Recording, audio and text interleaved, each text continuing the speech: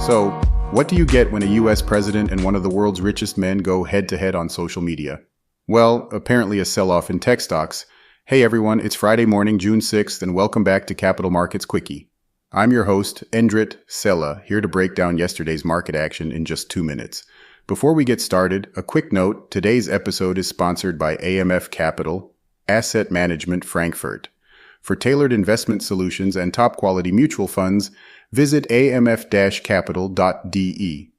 The stock market yesterday started off in the green, boosted by a phone call between President Trump and China's President Xi, and that had people hopeful about easing trade tensions.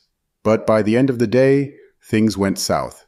The Dow Jones slipped nearly 0.3%. That's more than 100 points.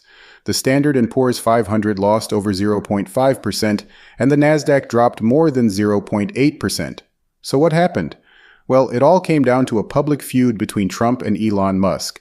After days of Musk throwing shade at Trump's massive tax and spending bill, Trump fired back on his platform, saying one way to save billions and billions would be to cut Tesla's government subsidies and contracts. That was enough to send Tesla stock tumbling more than 14%, dragging much of the tech sector with it.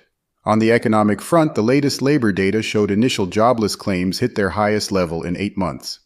Continuing claims also stayed near a 4-year high, a clear sign that the U.S. labor market might finally be cooling.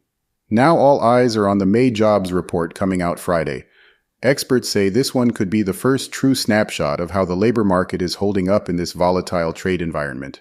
Oh, and one more headline before we wrap up. Shares of stablecoin company Circle soared in their trading debut. So it wasn't all bad news out there. Alright, that's your market wrap from yesterday. I'm Endrit Sella, and this was your Capital Markets Quickie. Catch you next time.